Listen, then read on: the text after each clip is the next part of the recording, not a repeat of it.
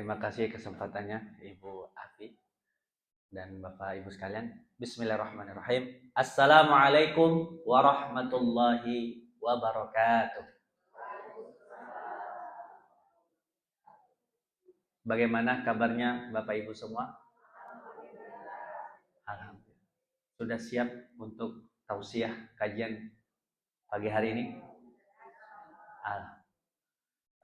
Sudah sarapan ya? Jadi diisi dulu perutnya sebelum diisi pikirannya ya. Bismillah, alhamdulillah, wassalatu wassalamu ala rasulillah wa ala alihi wa sahbihi ajmain.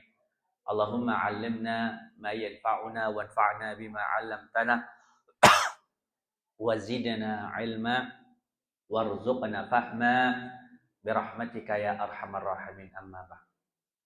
Alhamdulillah, Bapak Ibu sekalian, puji syukur kita kehadirat Allah Subhanahu wa taala. Di pagi hari ini, di waktu duha ini, Allah kumpulkan kita bersama di masjid yang kita cintai ini. Mudah-mudahan Allah kumpulkan kita ya dengan rahmatnya, dengan ketenangan, dan disaksikan oleh para malaikatnya. Dan Allah berikan kepada kita keistiqomahan dalam ketaatan, dalam keimanan dan ketakwaan sampai akhir hayat kita. Amin ya rabbal alamin.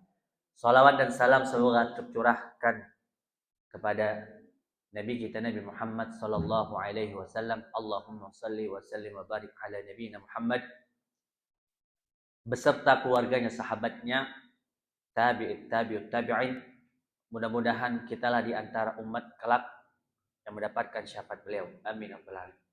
Alhamdulillah, saya pribadi mengucapkan jazakumullah khairan atas kesempatannya kembali ya, dari Majelis Taklim Nurul Qalbi, dan kemudian kepada Bapak Ibu sekalian ya yang tidak lelah dan tidak letih untuk terus belajar. Apalagi tadi mati.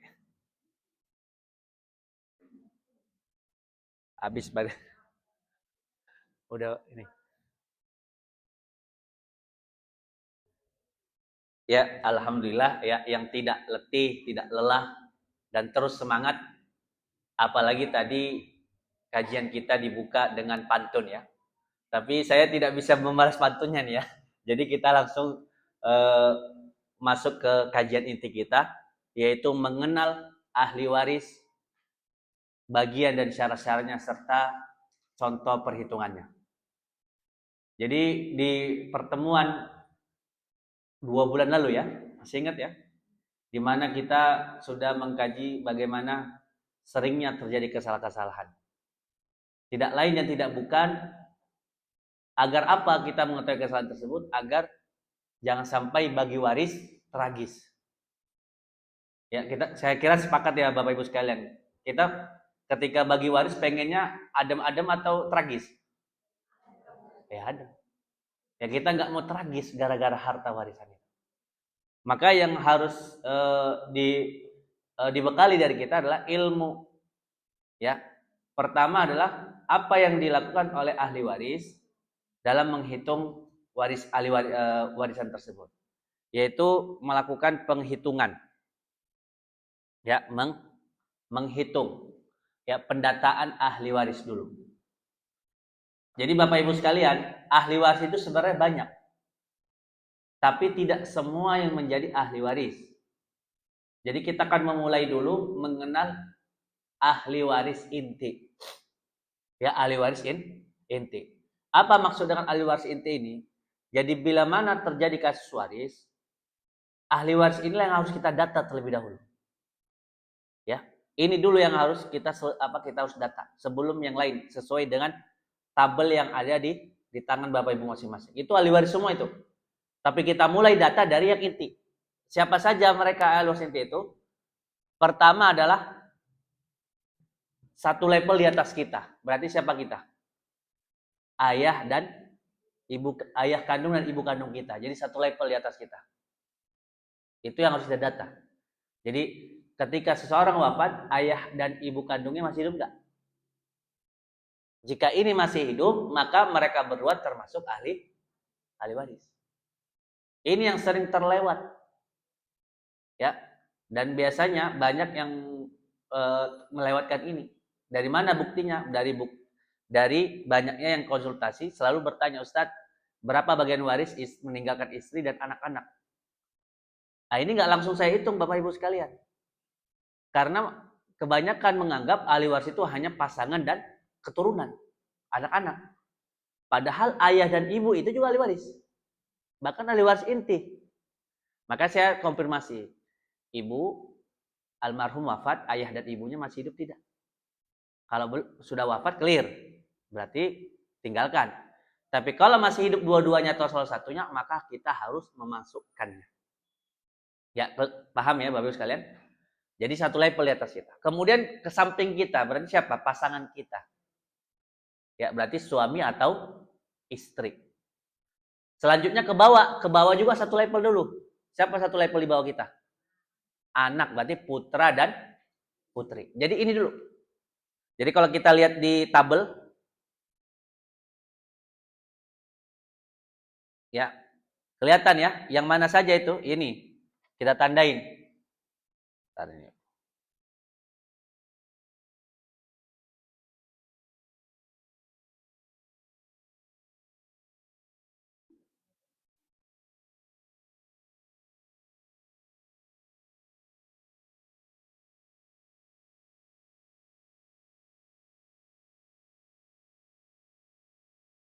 Sebentar ya, hilang. Jadi kalau kita lihat diagram ini,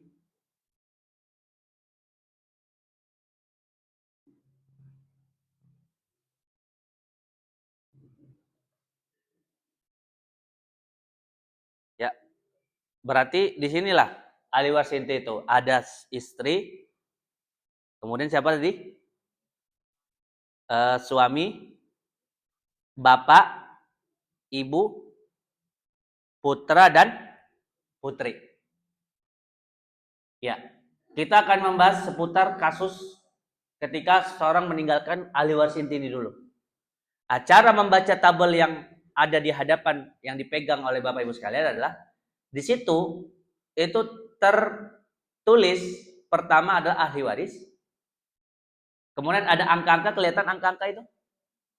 Berarti itu bagiannya. Serta di sampingnya ada kata-katanya, itulah syaratnya.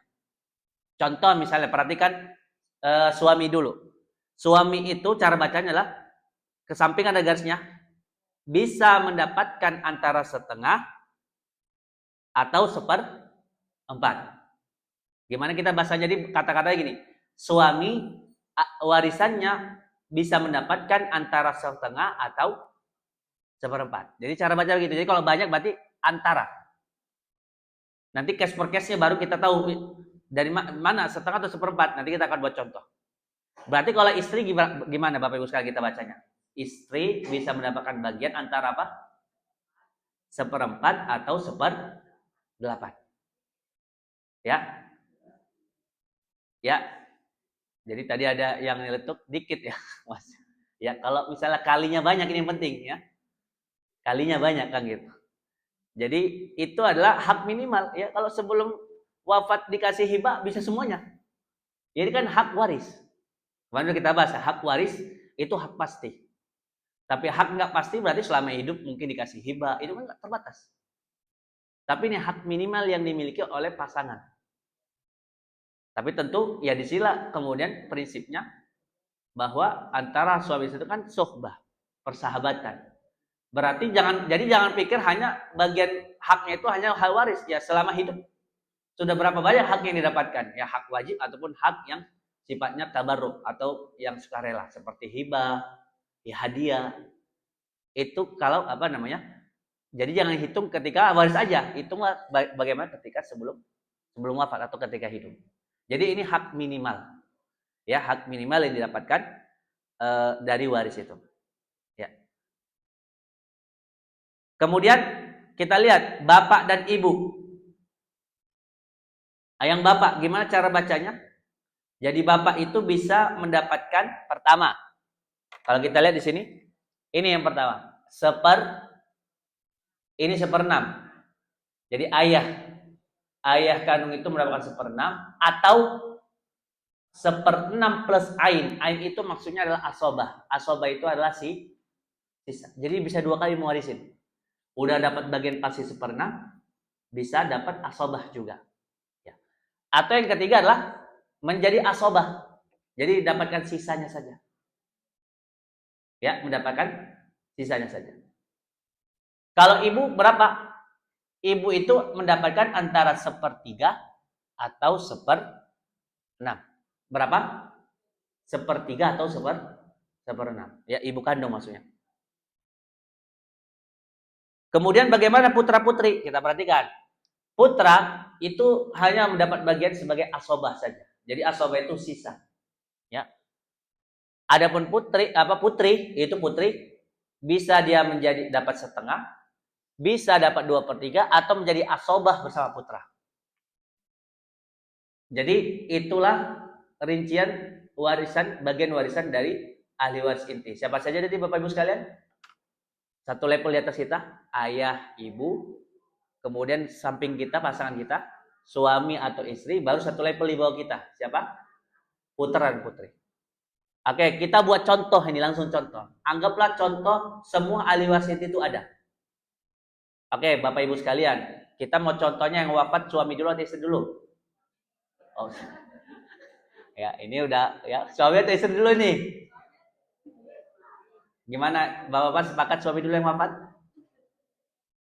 Sepakat, Bapak ya rela ya. Udahlah enggak apa-apa kata ibu ya, suami dulu katanya. Berarti gimana ahli warisnya? Kita lihat. Ya.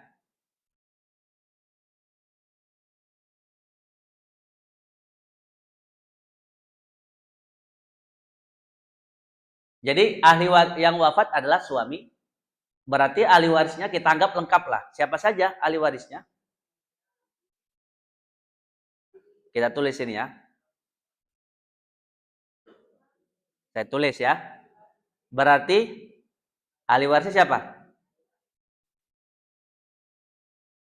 Istri ya.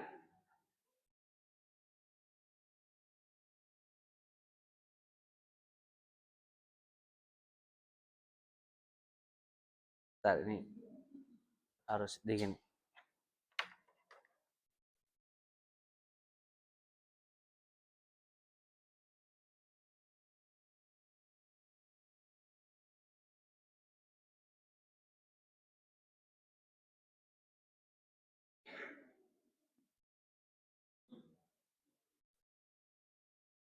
Berarti kita tulis pertama ada ahli warisnya adalah istri. Ya, istri. Kemudian lengkap tadi berarti ayah. Kemudian siapa? Ibu. Berarti ibu almarhum maksudnya ya, ibu. Contoh ya, satu putra dan satu putri. Ini apa namanya? Jika semua ahli warisnya, ahli waris intinya ada. Oke. Cara membaca ke diagram tadi kita lihat. Istri, kembali ke tabel tadi. Kita baca baik-baik. Berapa istri bagiannya antara berapa? 1/4 atau 1/8. Mari kita baca ketentuan yang sampingnya. 1/4. Apa bacanya? Jika tidak ada keturunan suami yang mewarisi. Gimana tadi? Jika tidak ada keturunan suami yang mewarisi. Di situ di kasus yang mau kita bahas ini, ada nggak keturunan suami? Ada yang satu putra sama satu putri. Berarti bukan 1/4 ya. Nggak ada pilihan, berarti yang 1/8. Itu tadi ketentuannya. Jika ada keturunan suami yang mewarisi. Maknanya adalah jika suami yang wafat meninggalkan keturunan. Dalam kasus yang kita tulis tadi, ada nggak keturunannya? Ada. Baik putra ataupun putri atau cucu. Itu namanya keturunan. Sehingga berapa kita tulis bagiannya? 1/8. Oke, itu baru istri. Ayah. Kita balik lagi ke situ, ayah atau bapak di sini. 1/6. Kita langsung baca. 1/6 jika ada keturunan laki-laki. Mayat yang atau almarhum. Di situ ada nggak keturunan laki-laki? keturunan laki itu maksudnya adalah putra atau cucu laki-laki. Ada nggak di situ? Ada, berarti fixnya ini. Berarti fix ayah mendapatkan 1/6. Kenapa? Karena si almarhum memiliki keturunan atau anak laki-laki. Jadi bukan harus anak laki-laki. Berarti kita tulis berapa? 1/6 di situ. Ibu, sekarang balik ke ibu. Ibu gimana? Antara 1/3 atau 1/6. Lihat syaratnya. Ibu mendapatkan 1/3 jika tidak ada keturunan mayat yang mewarisin dan tidak ada sejumlah 2 atau lebih saudara. Oke, di kasus kita ada nggak keturunannya? Ada, berarti ini nggak mungkin. Berarti pilihannya 1/6 itu. Kita baca jika si mayit memiliki keturunan, maka atau memiliki saudara 2 atau lebih, dia dapat 1/6. Sehingga di sini kita tulis berapa bagiannya ibu? 1/6 juga. Putra, sekarang putra. Putra nggak ada pilihan. Dia hanya menjadi asobah. Apa itu asobah? Mendapatkan sisa. Jadi kita tulis asobah, sisa. Ya, sisa. Kemudian putri. Putri di situ lihat. Antara setengah, 2/3 atau asobah. Oke, kita cek ya. Apakah mungkin setengah? Berarti lihat ketentuannya. Jika berjumlah 1 dan tanpa ada putra mayat. Di kasus saya mau kita pecahkan, ada nggak putra? Ada, berarti coret, nggak mungkin itu. 2/3, perhatikan. Jika berjumlah lebih dari 1 dan tanpa ada putra mayat. Oke, udah pasti kalau setengah nggak mungkin, ini kaidahnya. Kalau setengah nggak mungkin, maka 2/3 nggak mungkin. Karena syaratnya, jika tidak ada putra. Di kasus yang ingin kita pecahkan, ada putra nggak Bapak Ibu sekalian? Ada, berarti si putri mendapatkan bagian ain juga. Dia asobah juga dia. Asobah bersama putra, tapi kaidahnya apa? Laki-laki mendapatkan 2 bagian. Jadi kalau kita tulis asobah, ya di sini putra 2 bagian, putri 1 bagian. Inilah bagian dari ahli waris dari kasus yang ingin kita selesaikan. Jadi kita simpulkan berapa? Istri 1/8, ayah 1/6, ibu 1/6, 1 putra asobah 2 bagian, 1 putri asobah 1 bagian. Bagaimana cara persentasinya? Bagaimana? Ya, cara persentasinya ya tentu ini hitungan matematika. 1/8 itu berapa persen? 1/8 itu ya kalau saya tulis 1/8 itu adalah 12,5%. Ini bagian istri. Ayah 1/6. 1/6 itu 16,6%. Ibu sama 16,6%. Oke, setelah sudah tahu kita bagian yang pasti ini kan, ada yang 1/8, 1/6, 1/6, kita jumlahin ini. Jadi 12,5 ditambah 16,6 ditambah 16,6. Kita jumlahin. Agar kita mengetahui berapa sisanya. Oke, ibu-ibu boleh yang punya kalkulator di handphone dibuka, kita jumlahin. 12,5 ya, 12,5 ditambah 16,6 ditambah 16,6 itu hasilnya adalah 45,7%. Berapa totalnya? 45,7%. Berarti itu belum sisanya. Sisanya gimana cara mendapatkan sisa? Rumusnya berarti 100 dikurang 45 itu berapa? Dikurang 100. 54,3. Berarti bagian putra dan putri itu sisanya ada 54,3%. Udah selesai belum? Tadi rumusnya adalah putra 2 bagian, putri 1 bagian. Gimana kita ulang? Putra 2 bagian, putri 1 bagian. Berarti kalau kita total berapa bagian jadinya nih? 3 bagian. Jadi rumusnya adalah sisa yang 54,3% itu kita bagi 3 bagian.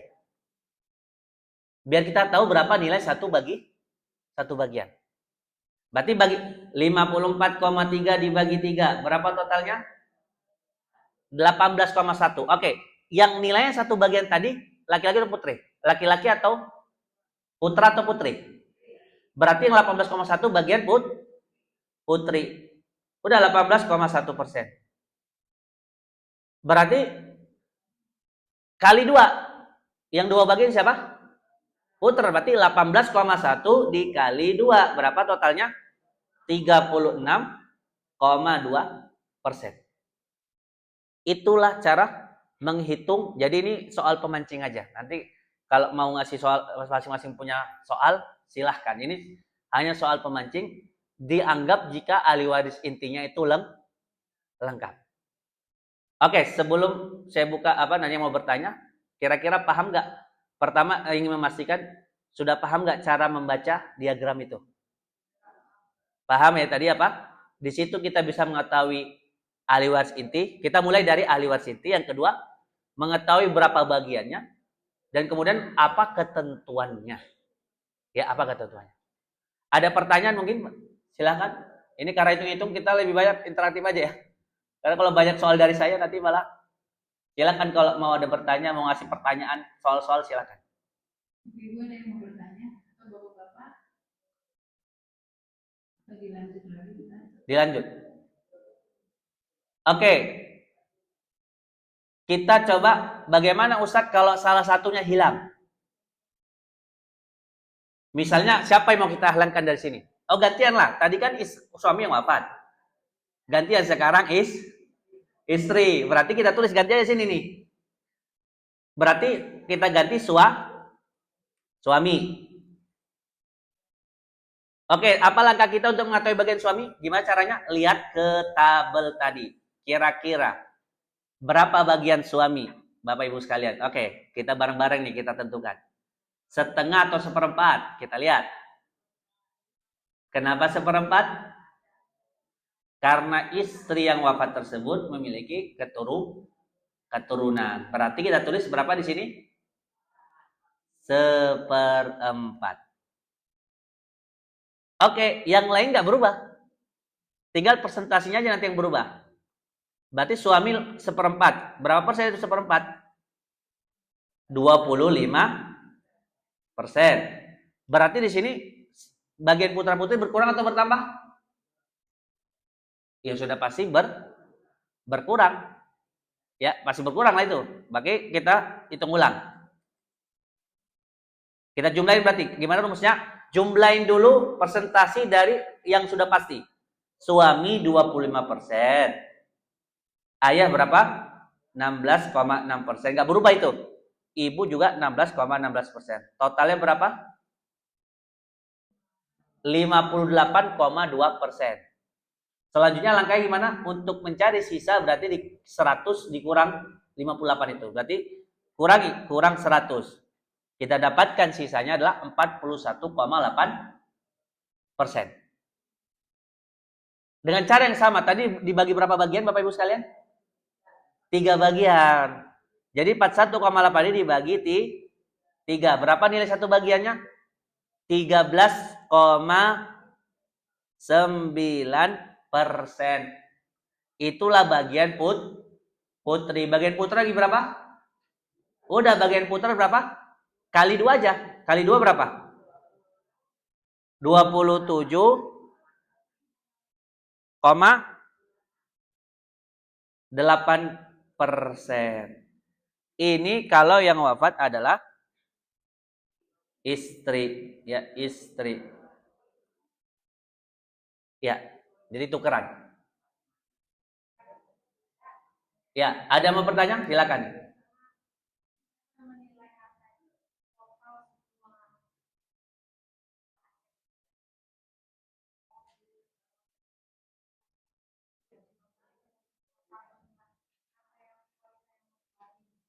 Oke, dari mana dihitung? Tentu dihitung ya semua yang ditinggalkan oleh si mayit. Ya, semua. Jadi nanti selanjutnya kan itu kan kita baru bicara tentang mendata ahli waris. Ini kebalik mulai ini. Bentar ya.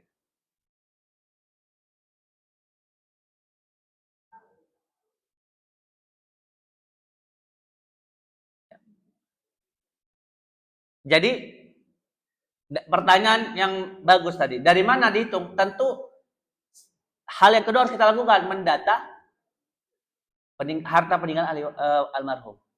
Apa saja? Bisa jadi berupa harta bergerak yang liquid, berarti uang, tabungan, emas, perak yang bisa langsung dibagi. Itu didata dulu. Kemudian bisa juga berupa harta tidak bergerak, berarti aset.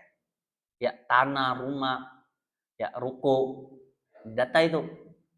Kemudian atau bisa berupa hak harta yang belum dalam kuasa ahli waris. Apa contohnya? Orang lain punya piutang. Tahu piutang? Jadi ada orang yang pernah utang sama almarhum. Itu termasuk warisan.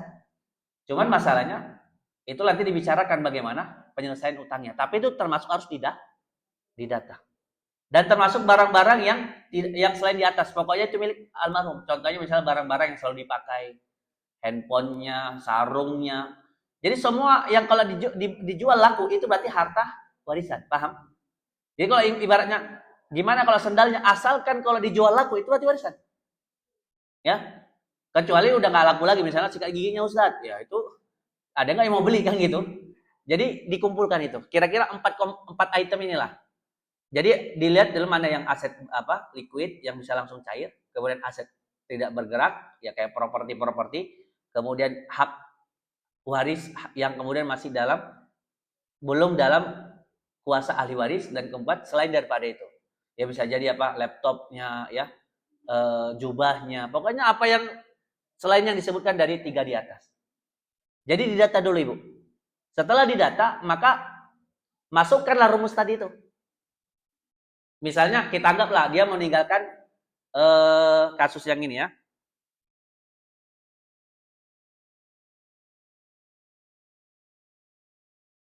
Misalnya meninggalkan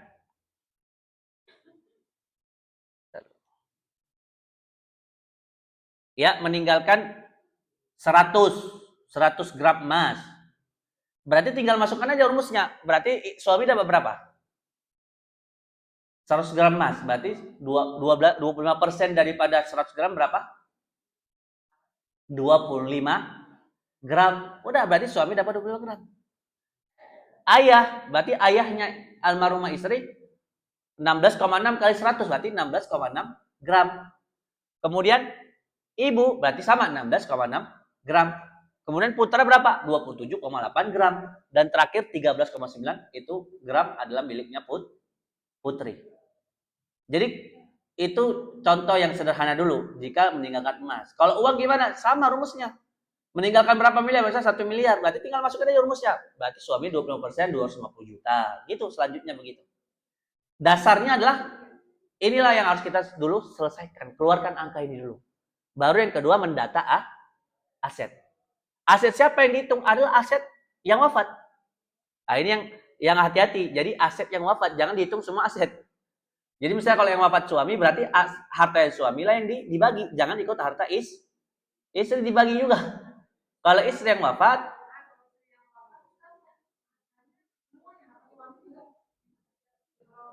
kalau suami yang wafat, istri yang wafat,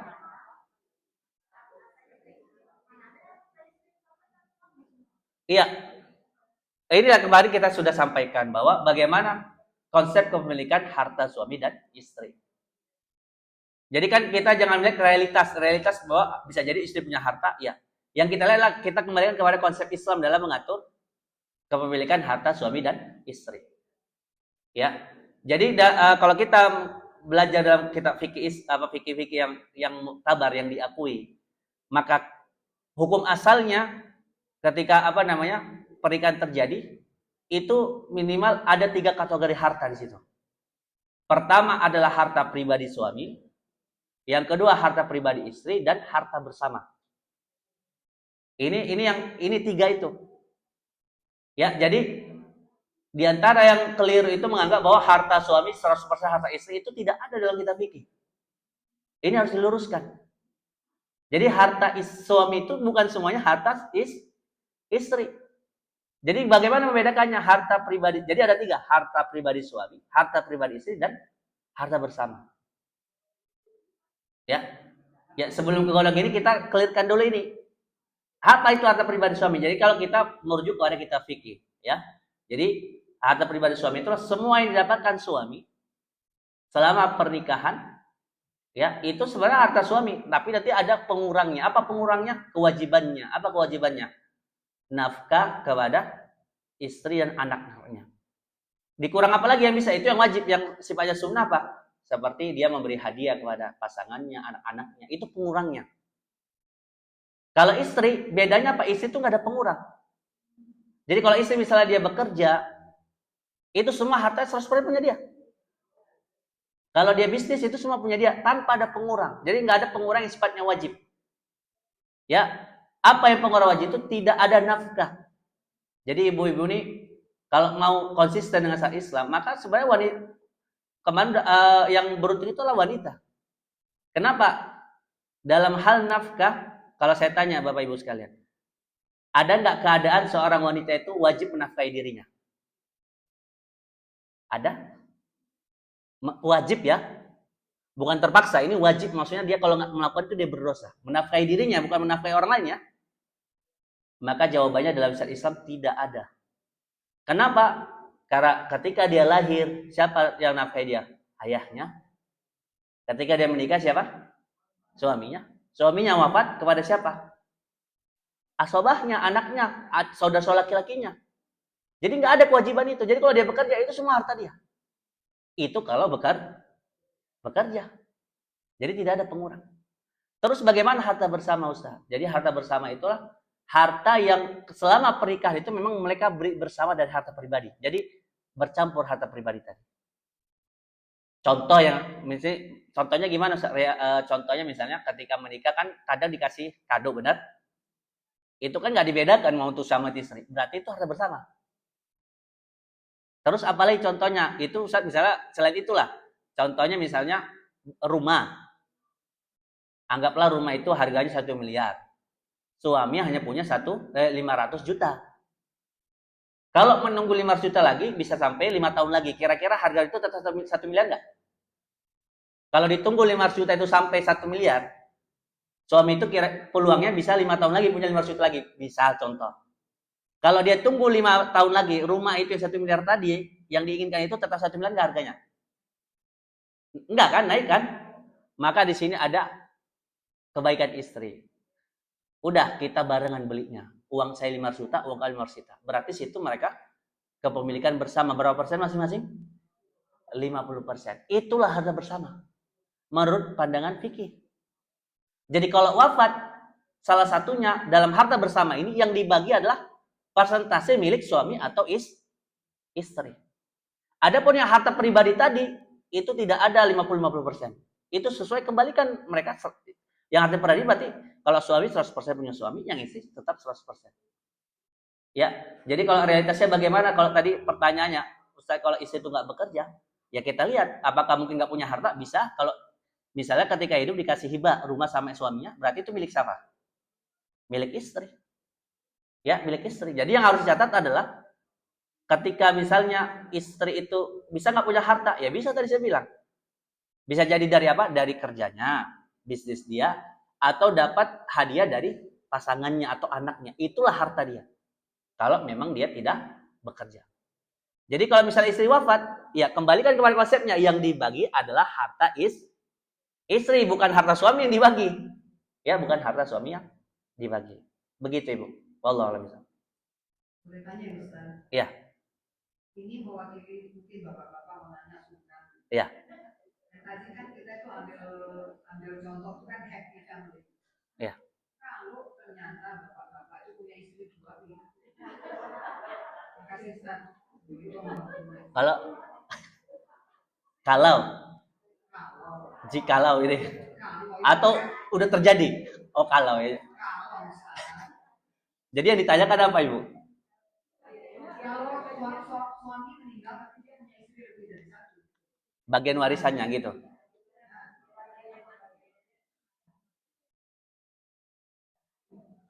Tadi kan kita balik ke sini tadi contohnya.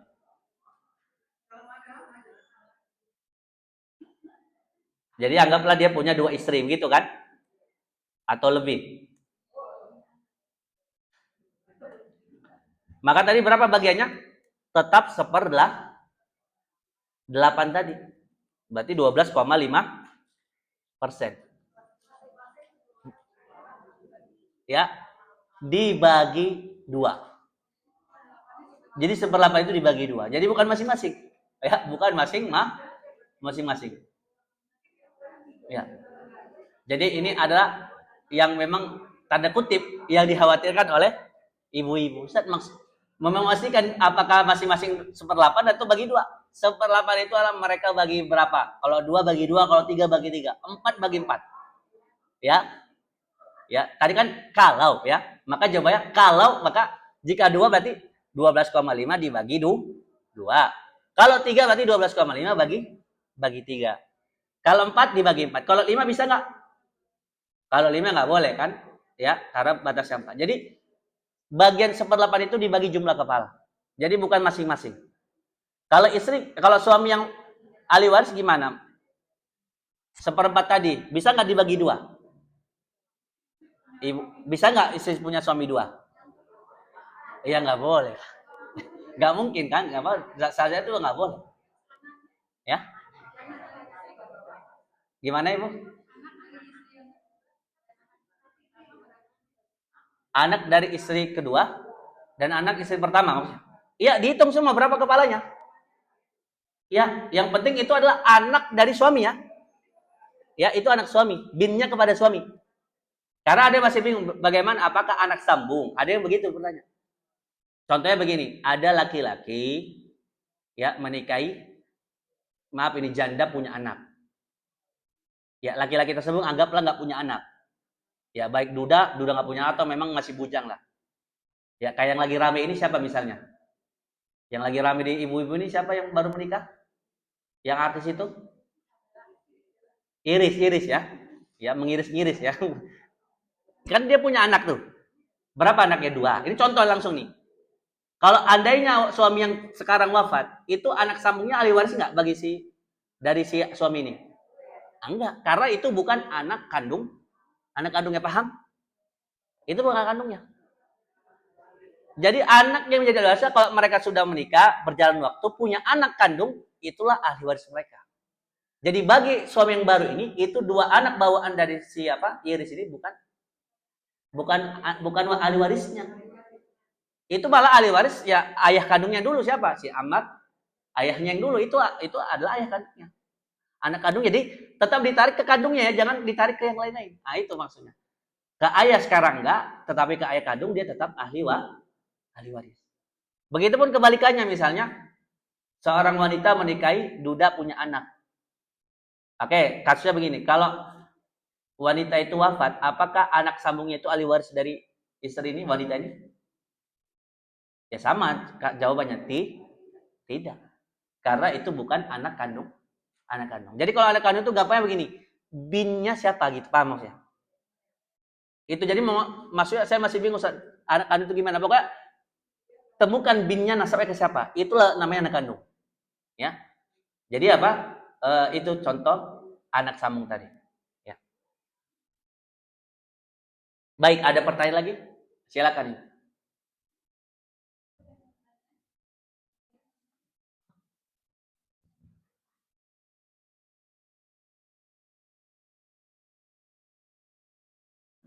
Terima kasih Ustaz. Sama-sama. Waalaikumsalam. Ini pertanyaan, gimana statusnya kalau mengenai harta hibah? Harta hibah. Hibah itu kalau nggak salah dikasih segera. Nah ya. Ini dia berjanji kalau saya udah misalnya istrinya udah meninggal, baru harta itu dikasihkan. Nah yang kedua ada juga kejadian hibah itu kan katanya harus ada tertulis atau saksi. Oke. Ini hanya ngomong aja begitu. Gimana caranya? Oke. Baik ya. Jadi terkait dengan hibah ya. Hibah itu adalah perpindahan harta dari seseorang ketika seseorang itu masih hidup. Itu kuncinya. Jadi dia memindahkan harta dari harta miliknya menjadi milik orang lain, serah terimanya ketika masih hidup. Kata kunci itu. Jadi hibah itu terjadi ketika ada serah terima. Ini menurut dikatakan mayoritas ulama. Walaupun ada yang mengatakan sebagian tidak mensyaratkan adanya serah terima. Yang penting ada akad tadi, ucapan. Ada sebagian mengatakan seperti itu. Oke. Jadi hibah itu, jadi gini, jika sudah serah terima, itu sudah sah. Ya. Jadi hukum hibah itu apa? Ketika sudah dipindahkan kepada orang lain, diserah terima ini, maksudnya fisiknya udah dikasih, maka tidak pantang bagi si pemberi hibah itu untuk menarik hibahnya. Paham ini konsepnya? Kata Nabi Muhammad SAW bersabda, al-aidu ila hibati kal kalbi ila lu'abi. Jadi orang yang menarik kembali hibahnya setelah diberikan itu seperti anjing yang menelan kembali ludahnya. Pengen seperti ini? Kecuali kata Nabi, pemberian ayah kepada anaknya. Paham maksudnya? Jadi semua hibah itu pada saya nggak boleh tarik kecuali pemberian ayah kepada anaknya, dan itu solusi ketika ternyata ayahnya memberikan tidak adil. Ya nanti itu apa? Jadi itulah luas syariat itu kalau didetailkan kita akan melihat ada solusi. Tapi kadang kita nggak tahu kok kayaknya Islam nggak adil. Apalagi melihat bagaimana solusi ketika ayah itu terlanjur memberikan hibah tidak adil. Maka nanti ada solusi di dalam Islam. Ya. Kembali kepada syariat. Jadi kalau sudah setelah terima tidak boleh. Kecuali siapa tadi? Pemberian ayah kepada anaknya. Clear ya? Bagaimana kalau nggak serah terima? Disinilah nanti pembuktian. Kan kalau udah serah terima kan udah clear ya. Dalam kuasa siapa yang mau mengingkari? Ibarat kalau dalam konteks kekeinginan juga, orang kalau tinggal menempati rumah itu milik dia nggak? Ya maksudnya secara hukum legal aja nggak boleh dia ngusir dia karena menganggap bahwa yang tempat tinggal situ dia pemiliknya. Tapi kalau misalnya nggak ada surat, nggak dikuasai, itu yakin nggak orang punya dia? Nggak bisa. Maka kalau sifatnya belum ada serah terima, di situ kalau mengambil pendapat mengatakan tidak syarat dengan serah terima, ya tadi tertulis sebagai bukti. Tapi kalau yang sudah serah terima, itu sebenarnya nggak perlu lagi ada tulis menulis. Dalam konteks fikih, dalam konteks akad fikih Islam itu nggak perlu. Tetapi kan ini lain halnya kalau mau menghindari konflik di masa depan. Misalnya takut nanti ada yang mengingkar hibah itu, dianggap kita itu hanya ngaku, padahal sudah dalam kuasa kita, maka ditulis. Ini rumah sudah milik ibumu, ini rumah untuk kamu anakku pertama. Ini untuk apa? Menghindari konflik yang akan terjadi. Itu dari sisi apa? Melihat maslahat lah. Tapi dari sisi hibah, ibaratnya misalnya ibu, kalau misalnya misalkan harus ada tulis, ibu ngasih sekarang pernah nggak ngasih sesuatu sama anak-anak ibu? Sekarang saya tanya, status handphone yang dikasih kepada anak ibu itu statusnya apa? Hadiah, ditulis nggak? Enggak, tapi berarti sah nggak sebagai hadiah itu? Kan nggak ditulis, sah nggak? Itulah konsep hibah. Jadi hukum masalah nggak perlu ditulis, tapi kalau dia berkaitan dengan harta yang besar, apalagi terkait nanti warisan, untuk menghindari konflik boleh ditulis. Jadi masing-masing nanti punya bukti. Karena kan manusia ini ketika sudah dibagi, iya aja. Nanti ketika sudah selesai masanya dia butuh uang, dia gugat itu. Bisa paham ya? Nah itu makanya butuh surat itu dokumen itu. Maaf Ustaz, jadi hibah itu tidak harus dikasih pada kita ngomong diserahkan, kan berarti bisa ditunda. Tapi kalau saya mengambil pendapat yang harus serah terima ketika hidup, wajib serah terima. Nah ada kejadian begini Ustaz, dia memberi hibah kepada saudaranya seseorang. Ya.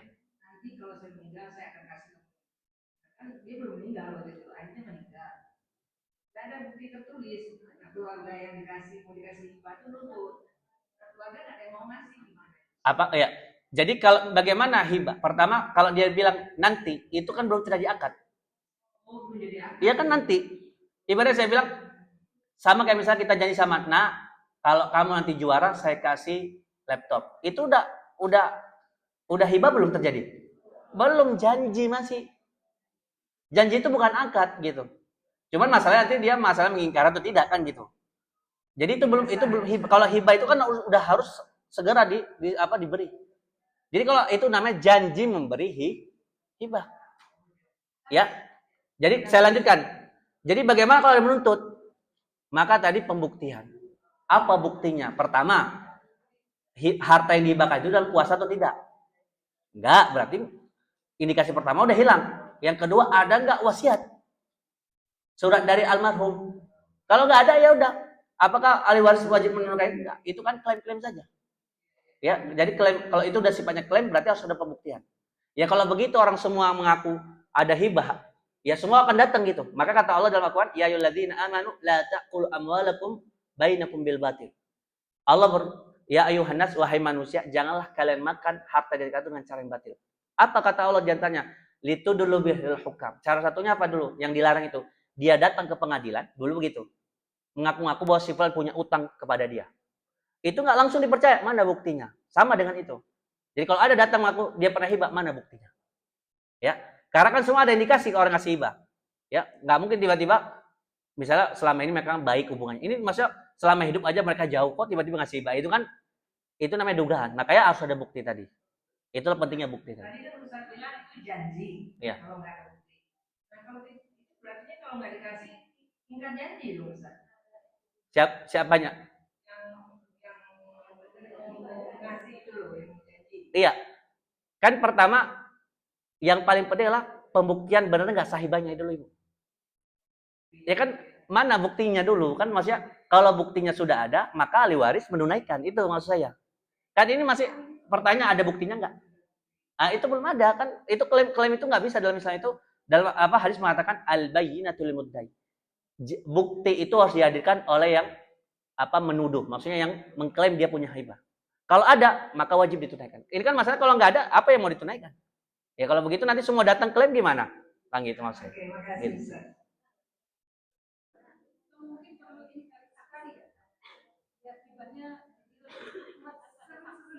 Oke, tadi tambah ya, bagaimana dalam konteks sekarang, misalnya kita berencana. Pertanyaan dari Ibu Ati. Apakah disyaratkan ada saksi hibah itu? Jadi, secara fikih muamalah tidak ada disyaratkan saksi itu. Tapi yang saya bilang tadi, karena ini terkait yang jangka panjang, maka hadirnya saksi itu penting. Jadi kalau misalnya ada yang mengelak, ini nggak hibah, hadirkan saksinya. Ini ada saksi. Maka ketika milih saksi itu ada syaratnya. Kalau dalam muamalah itu syaratnya gini, 2 laki-laki yang dewasa, yang amanah. Jadi harus yang amanah nih, jangan asal-asal laki-laki. Yang maksudnya yang track recordnya itu memang menjaga. Yang bisa dipercaya lah kira-kira. Atau kalau tidak, bisa diganti 1 laki-laki, 2 perempuan.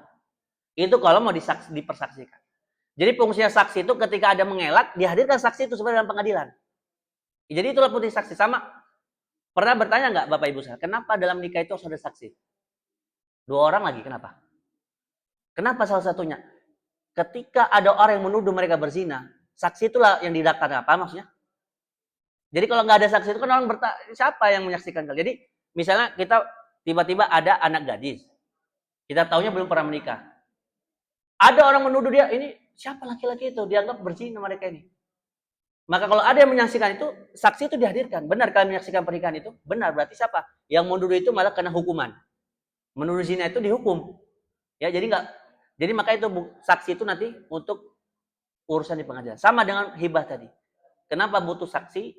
Karena nanti, jadi kalau teknis kan pernah disampaikan oleh lawyer secara ini. Pertama apa? Akadnya dulu, saya hibahkan ini.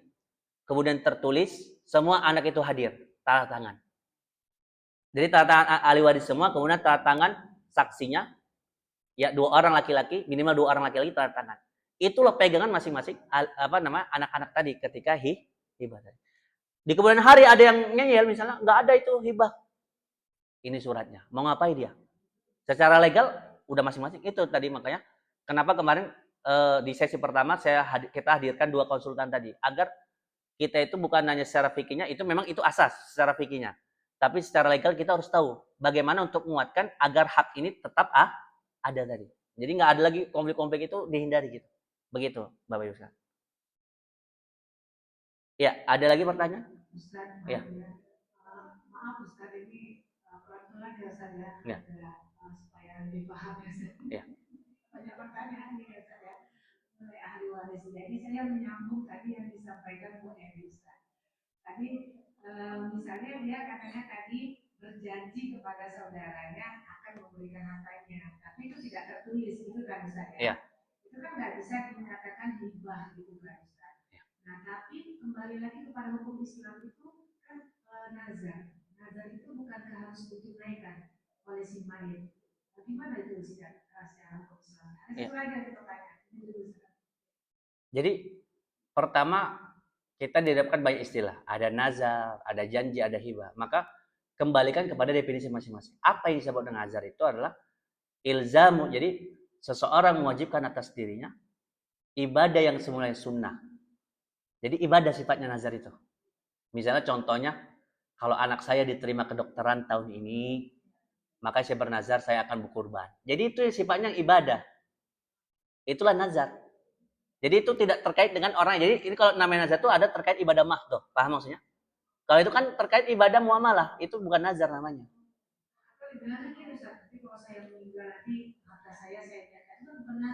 Bukan. Itu makanya kalau udah terkait orang lain itu pemindahan itu antara hibah, wasiat, atau warisan.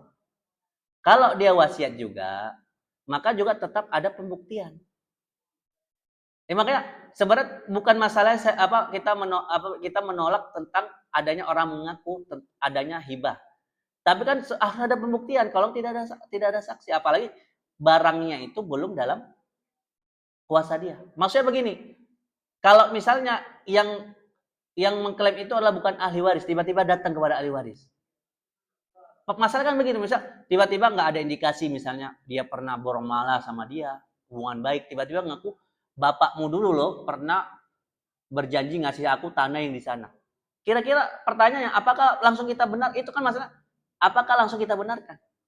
Beda halnya kalau misalnya ayahnya pernah menyampaikan kepada anaknya dulu, wahai anakku, nanti pamanmu ini tolong saya titipkan. Itu namanya wasiat. Ini kan masalah tadi yang datang itu yang mengklaim hibah langsung ibu. Ya itu tadi nggak bisa langsung dipercaya. Ya kan, kalau begitu bayangkan kalau datang 10 orang. Gimana ibu?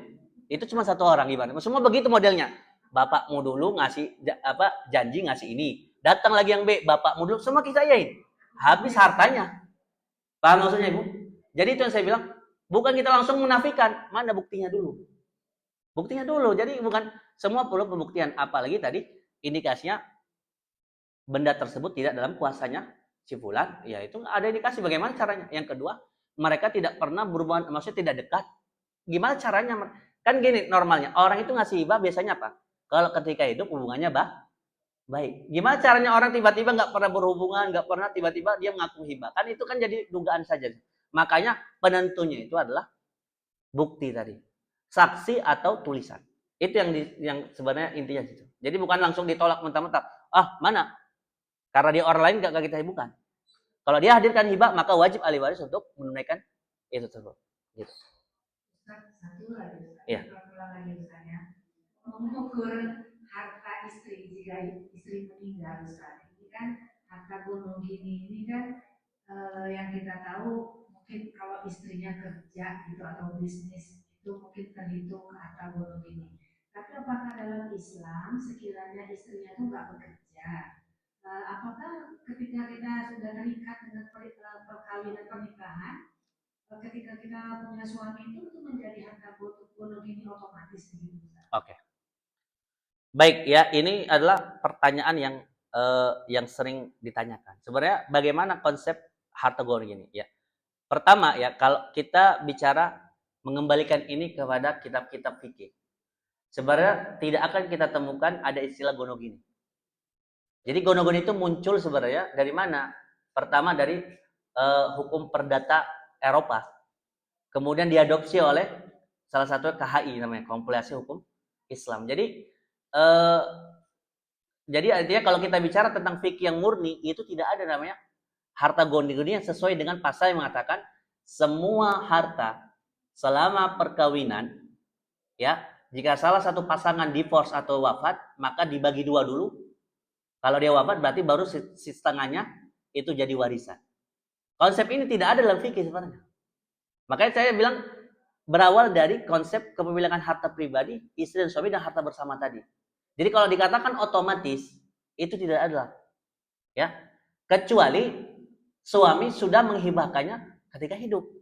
Misalnya asalnya memang itu semua harta suami 100%. Tapi sudah memberikan ini 50% harta saya untuk kamu istriku. Berarti itu sudah hibah situ. Ya, itu sudah hibah. Maka ketika wafat suaminya, ya udah 50% itu harta istri, nggak boleh apa diambil. Jadi berarti kalau istri istrinya nggak kerja, nggak punya emas, nggak punya harta, meninggal apa yang diwariskan? Seperdelapan tadi. Kan dapat bagian waris seperdelapan. Oh, maksudnya dia mewariskan? Kan istrinya meninggal nih.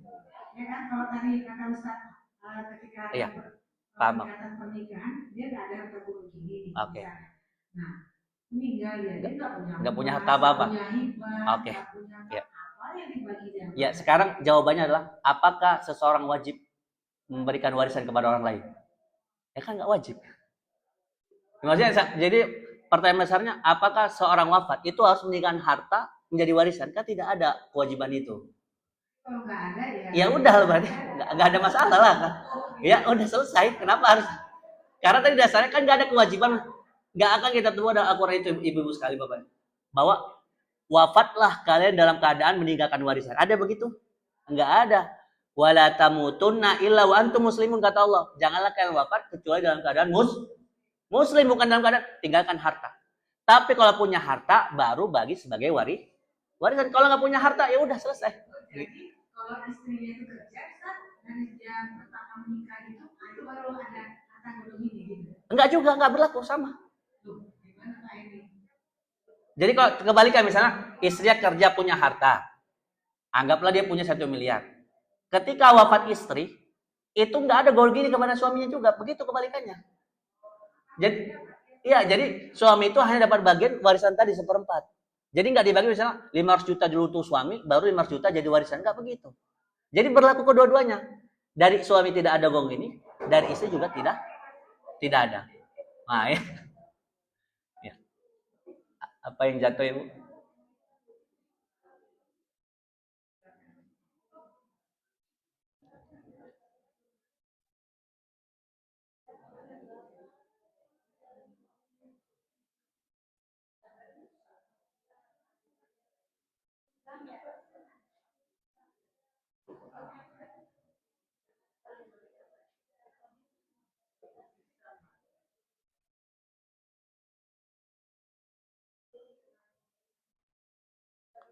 Apa yang jatuh, Ibu? Hah? Oh, Masya Allah.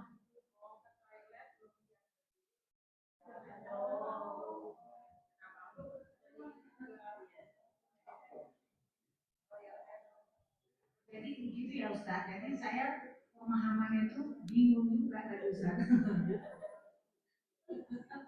Jadi saya pikir harta monogini itu kalau istri yang meninggal itu karena dia kerja hasil misalnya rumah aja ya Ustaz yang sederhana. Saya mohon maaf ya, rumah itu dibagi dulu 2, baru setengahnya itu yang haknya Waris. Waris baru dibagikan. Enggak ya?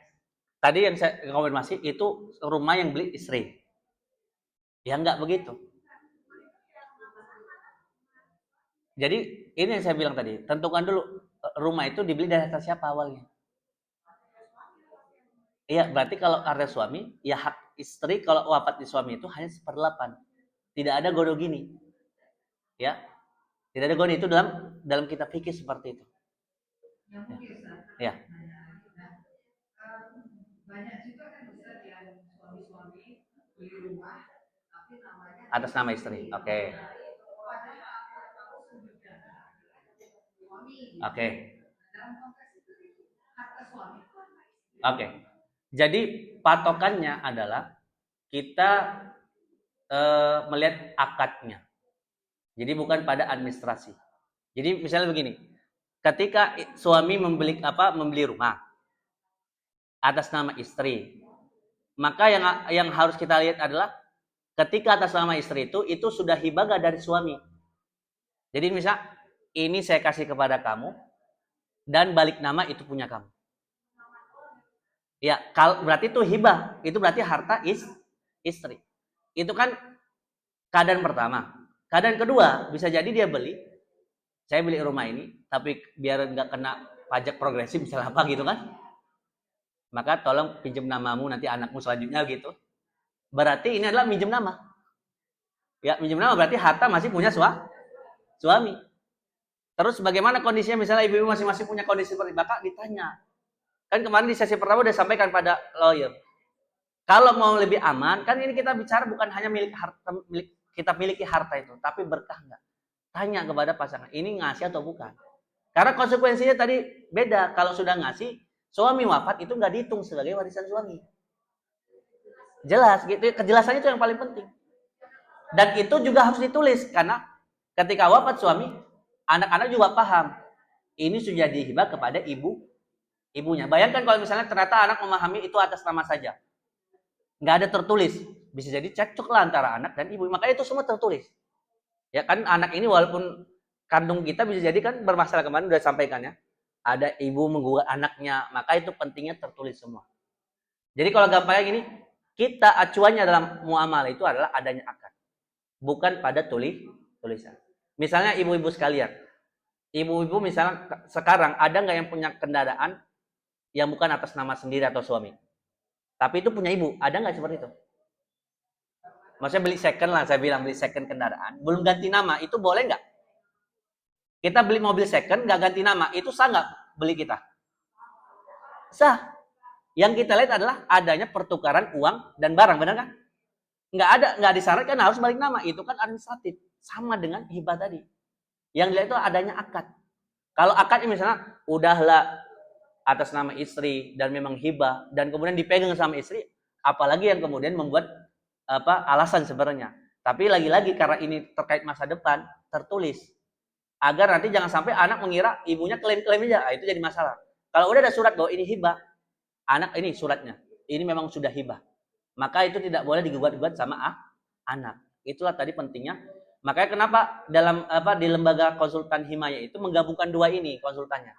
Pertama memastikan secara Islam, yang kedua bagaimana agar hak syariat itu terpenuhi. Maka langkah-langkah administratif harus dilaksanakan.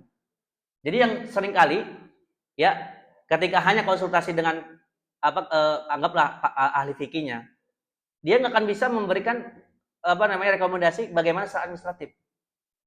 Ya, bagaimana administratif menyelesaikannya? Nggak tahu kan, dia cuma bisa membagi tadi. Kalau saya kan cuma ngasih tahu ini 12%. Terus gimana kalau berupa misalnya kayak contoh, kalau rumah Ustadz, ini banyak sering terjadi. Dan saya baru tahu, anggaplah seseorang meninggalkan hanya rumah saja. Sedangkan ahli warisnya anggaplah laki-laki 3. Orang kebanyakan memikirkan rumah itu harus dijual. Padahal dalam waris itu tidak mesti dijual. Terus gimana solusinya? Kalau saya nggak bisa jawab, ternyata ada jawabannya kalau bicara dengan orang yang paham administratif. Ternyata rumah itu atau surat sertifikat itu satu sertifikat bisa lebih dari satu nama.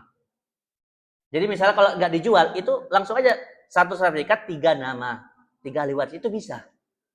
Yang gini kan saya nggak tahu kalau nggak yang ahli hukum yang tahu kan administratif. Kan itu bisa tahu ketika kita konsultasi dengan yang baik notaris ataupun ahli hukum. Oh ternyata ada solusinya. Yang dimana kesimpulannya warisan itu tidak mesti dijual. Bagaimana memastikan ahli waris tetap dapat warisannya? Kalau dia sertifikat, taruh semua namanya di situ. Jadi namanya 3 ditaruh. Jadi bukan satu orang. Itu bisa secara gitu. Ya, Ibu.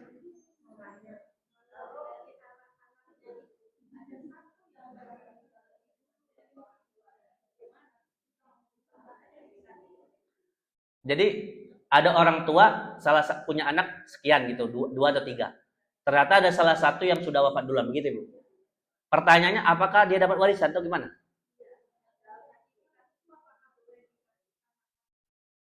Iya. Dalam Islam Ibu, yang bisa memiliki harta adalah yang masih hidup. Ya kan nggak mungkin kita ngasih harta yang sudah wafat. Apa guna harta sama dia? Ya, ya paham maksudnya. Jadi seseorang yang bisa menghargakan yang masih hidup. Ya. Jadi kalau misalnya kita mau masukkan misalnya sebagai kalau tadi warisan berarti ahli waris itu hanya anak-anak yang masih hidup. Beda halnya kalau kita mau ngasih hibah. Misalnya kita punya rumah satu, kita mau ngasih sama anak, sama cucu yang tadi anak ayahnya sudah wafat.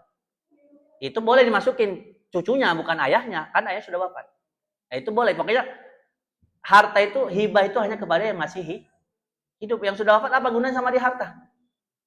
Yang bagi dia itu amal sebenarnya, kita bersedekah atas mayit, ya, haji, umroh dan lain-lain itu. Gitu. Cucunya berarti. Ya. Jadi kondisi cucu itu Bapak Ibu sekalian, ya. Dia bisa menjadi ahli waris ini jika kakeknya berarti ya. Kakeknya itu tidak memiliki anak laki-laki. Kita ulang. Cucu itu akan bisa menjadi ahli waris dari kakeknya jika kakek yang wafat tidak memiliki anak laki-laki. Ya. Jadi kalau dia masih memiliki anak laki-laki, maka cucu itu terhalang. Ya. Cuman yang ketika menjelaskan ini, tentu saya nggak boleh titik sampai sini karena banyak pemahaman kasihan dong cucunya Ustaz. Ya. Maka harus dijabarkan kembali bagaimana Islam juga menetapkan ya hak nafkah anak yatim itu kepada paman-pamannya juga, pamannya. Jadi pamannya itu yang berkewajiban bukan hanya membantu, wajib mereka. Jadi kalau ada anak yatim, jadi saudaranya wafat nih, punya anak. Itu kepada siapa jatuh pertama? Tentu urutannya ke kakeknya dulu, kalau mampu. Atau masih hidup. Kalau tidak ada, berarti ke paman-pamannya. Dan di titik inilah banyak yang meninggalkan kewajiban ini. Jadi banyak mengira anak yang wajib nafkah itu adalah hanya anak kandung. Padahal anak dari saudara laki-laki kita yang ayahnya sudah wafat, berarti yatim, itu juga tanggung jawab paman-pamannya. Terus bagaimana kalau tidak menafkahi itu? Berdosa mereka. Ya ini yang jadi ketika meninggalkan ini akan maka nggak ideal semuanya. Maka kan akan muncul itu kasihan dong udah nggak dinafkahi sama keluarga ayahnya, ibunya yang kerja pontang-panting, warisnya nggak dapat juga. Itu karena apa? Syariat Islam tidak diterapkan dari awal. Kalau dari awal misalnya wafat, kan yang paling dirasakan ibu itu siapa? Gimana nafkah anaknya kan gitu kan? Kebanyakan yang nggak paham syariat itu menganggap bahwa itu adalah kewajiban ibu dan keluarga dari istrinya. Ini kan udah keliru. Mana ada ceritanya istri itu menanggung nafkah anaknya? Abai saudara-saudara dari ayahnya. Siapa yang berdosa? Mereka semua berdosa. Maka itu pentingnya edukasi tadi. Jadi di antara yang edukasi kita itu termasuk memahamkan ini bahwa nafkah itu bukan hanya kepada anak kandung. Kalau kita meninggalkan keponakan nggak ada ayahnya, itu juga nafkah atas kita wajib ya, bukan pilihan. Wajib. Berarti apa kalau nggak ditunaikan berdosa atau tidak? Berdosa dia. Maka di sini kan kalau udah tenang itu kan istrinya kan juga nggak merasa bersalah kan, maksudnya anak saya udah dijamin nafkahnya. Ya, makanya kenapa muncul pertanyaan warisan tadi, masa nggak dapat juga Ustaz? Itulah karena berawal dari fakta yang terjadi, anak itu tidak ditanggung nafkahnya sama saudara ayah-ayahnya. Tapi tadi saya bilang, itu salah satu sisi nafkah. Yang kedua, Allah juga menganjurkan, wahai kalian yang sedang bagi waris. Dalam ayat Al-Nisa kan, wa idza hadaral qismata ulul qurba wal yatama farzuquhum min. Allah juga kasih ini perintah. Wahai kalian yang lagi bagi waris, apabila ketika bagi waris itu datang kerabat kalian, hadir, tahu kalian bagi waris, dan ada anak yatim, kerabat kalian juga, farzuquhum, kasih. Jadi itulah indah syariat Islam. Jadi ada peluang anak itu, jadi sifatnya itu gimana? Ya, bisa jadi ini adalah kebaikan dari paman-pamannya dan bibi-bibinya. Kasihlah. Berapa? 10%-nya, berapa persennya? Itulah ketika menjadikan warisan itu sebagai sumber kebaikan. Jadi bukan sumber masalah. Jadi sharingnya itu gampang. Berbagi. Bukan hanya untuk memiliki, tapi untuk berbagi. Begitu Ibu terkait warisan cucu ya. Jadi apa kaidahnya tadi? Akan hanya mendapatkan warisan jika kakeknya itu tidak memiliki anak laki-laki.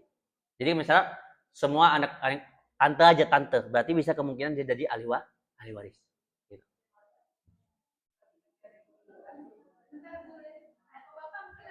Bapak-bapak? Belum, masih menyimak. Belum katanya Ibu.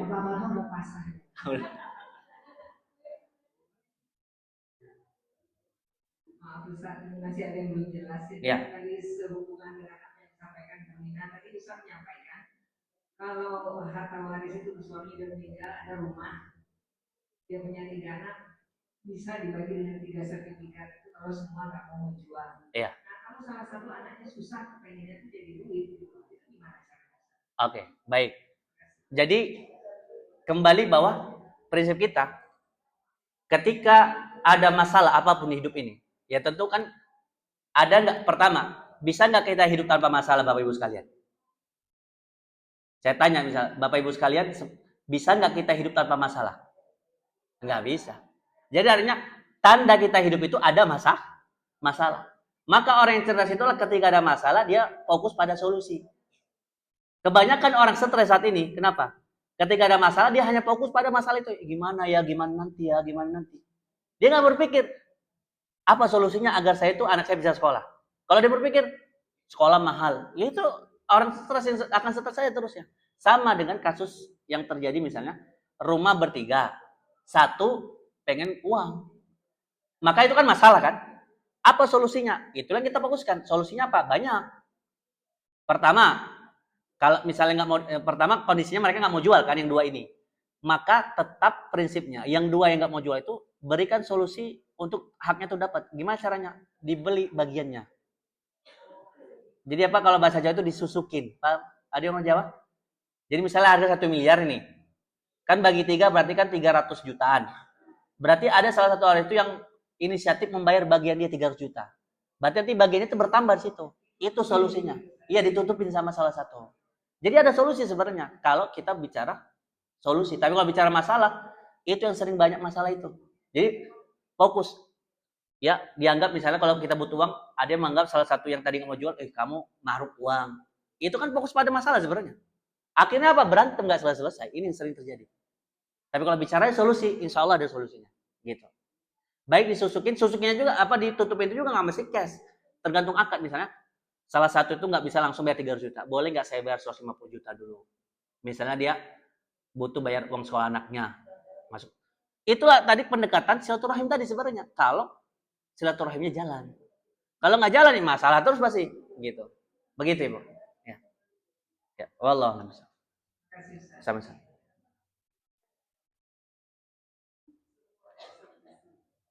Ada yang bertanya lagi, Ibu?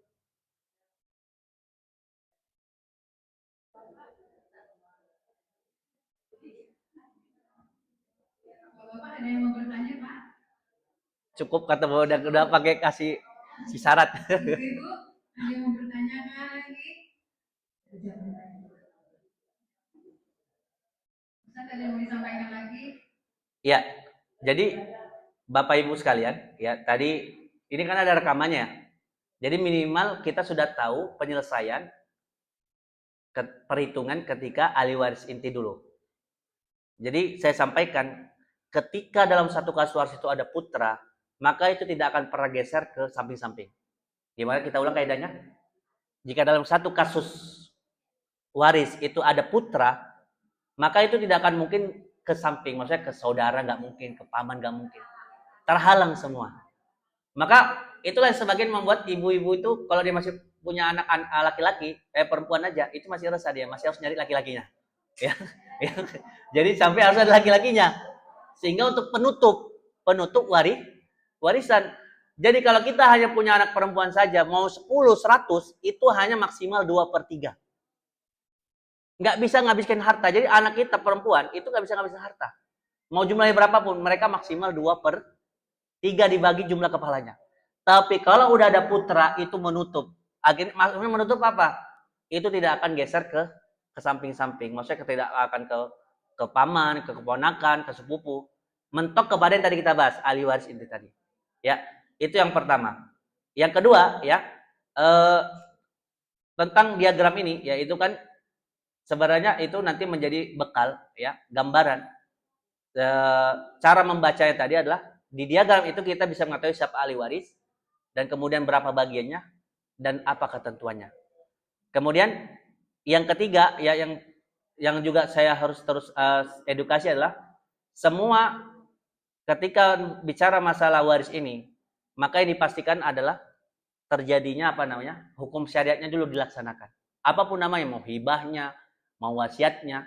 Baru yang tidak kalah penting adalah bagaimana rekomendasi terkait langkah administratifnya, itu penting. Jadi jangan mengabaikan ini Bapak Ibu sekalian. Administratif itu sangat penting. Apalagi untuk bukti-bukti. Jadi hanya mengabaikan, misalnya Ustadz, misalnya udah ada yang udah paham nih terkait ketentuan wasiat. Maka yang wasiat itu saya sampaikan, ketika mau berwasiat itu yang dianjurkan itu pertama, mereka yang hartanya banyak. Jadi kalau hartanya sedikit, jangan dia berwasiat. Ya. Yang kedua adalah maksimal seperti sepertiga hartanya, nggak boleh semuanya. Kemudian yang ketiga adalah adanya dokumentasi. Bisa dengan 2 orang saksi plus ditulis tangan. Ditulis sebagai tanda tangan. Dan ini tanpa harus dinotaris. Yang penting ketika wafat itu sudah menjadi bukti adanya wasiat. Kalau warisan itu nggak perlu ada tulisan. Jadi bedanya, kalau wasiat Bapak Ibu sekalian itu harus ada tertulis. Maksudnya harus ada dokumen. Kalau warisan kan nggak perlu dokumen karena sudah ada aturan tersendiri. Nah, itu yang bedakan. Jadi kalau warisan itu nggak perlu ada tulisan dari almarhum bahwa laki-laki 2:1 itu nggak perlu karena itu udah ada di Al-Quran. Kalau wasiat itu yang sifatnya tadi sukarela. Maka tidak ada yang bisa menuntutnya kecuali tadi ada bukti tadi. Ya. Jadi itu 2 langkah tadi ya. Apa Ibu?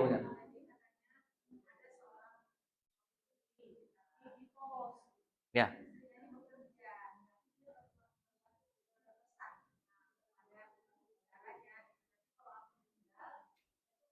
Nggak punya anak ya? Anaknya nggak ada.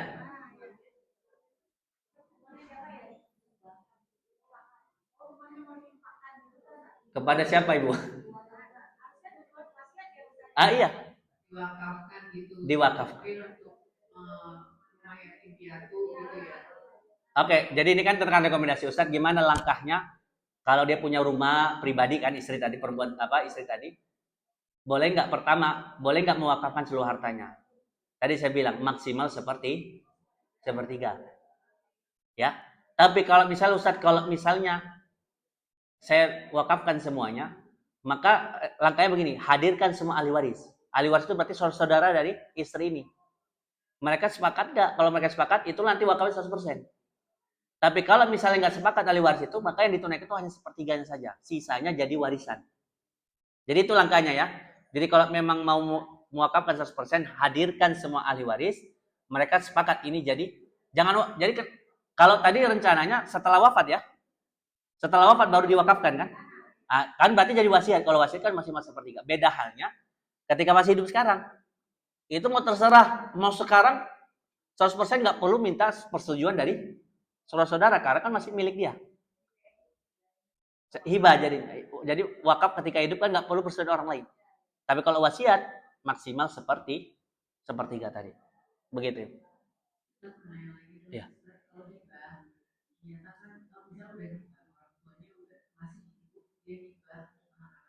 Oke.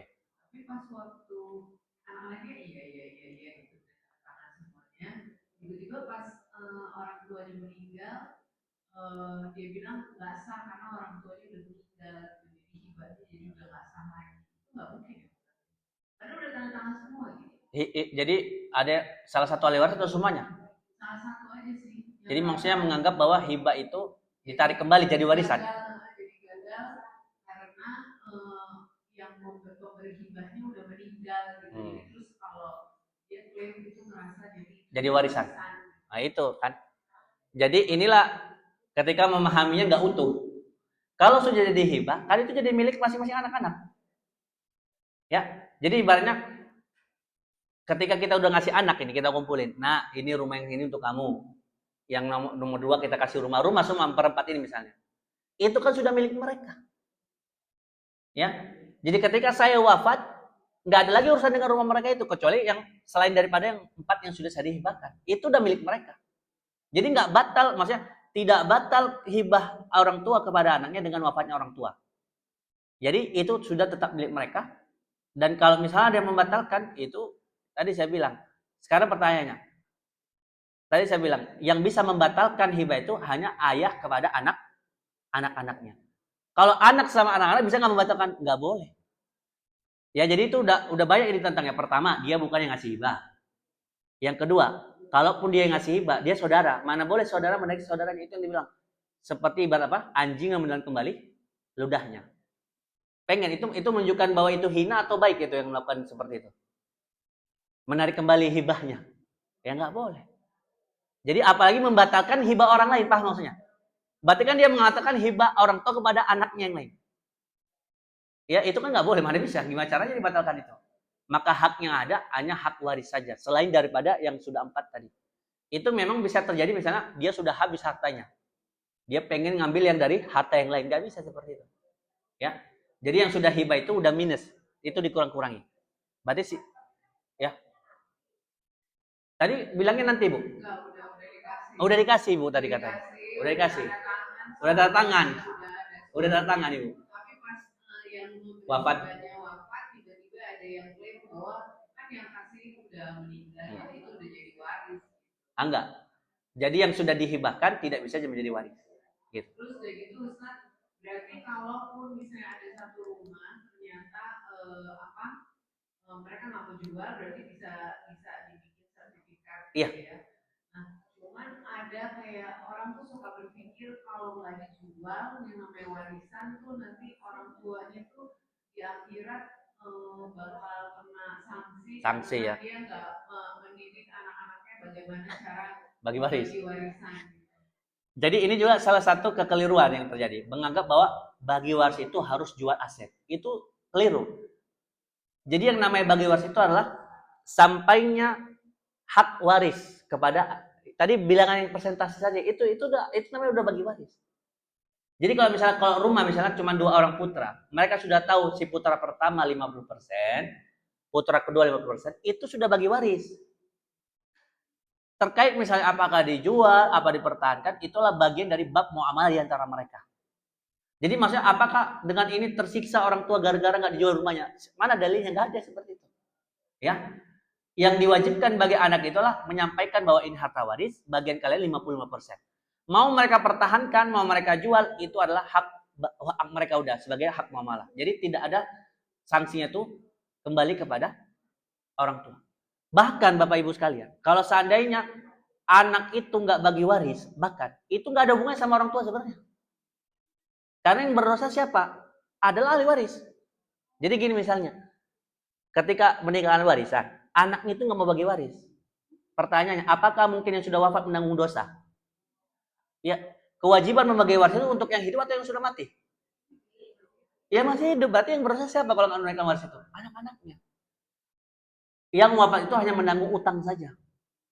Jadi kalau utang misalnya, dia punya utang, nggak dikasih tahu kepada anaknya, biar anak itu dapat waris lebih banyak. Itulah baru dia menanggung, kata Nabi. Apa kata Nabi? Nafsul mu'min mu'allaqatun bidaini hatta yuqda anhu. Jiwa seseorang yang sudah wafat itu akan digantung dengan cara utangnya sampai tunaikan. Jadi kalau ada seorang punya utang, diam-diam aja, nggak dikasih tahu, nggak dibilang, saya punya utang wahai anakku, tunaikan dulu utangku dulu. Jadi khawatir dia misalnya warisannya dikurang. Jadi itu orang tuanya ya ini biar nggak berkurang atau untuk anaknya. Itu orang tuanya baru itu yang berdosa, orang tuanya. Ya, itu baru yang berdosa orang tuanya. Nggak mengatakan saya punya utang, tunaikan.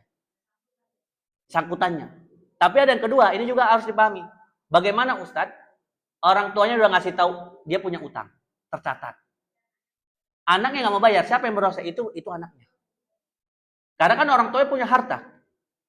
Apalagi sudah wasiat, wahai anakku wasiat, tunaikan utang saya dari harta saya. Kan dia sudah wafat, gimana cara bayarnya? Itu anak yang berdosa.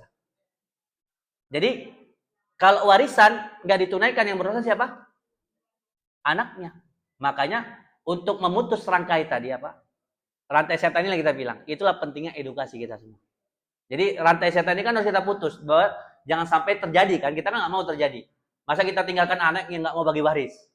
Ya, karena kemarin kita sampaikan bagi waris ini bukan hanya sekedar bagi-bagi harta, tapi bagaimana bagi harta Allah pun ridho. Itu yang paling penting, bagi harta Allah ridho. Ah itu kira-kira Bapak Ibu. Ya.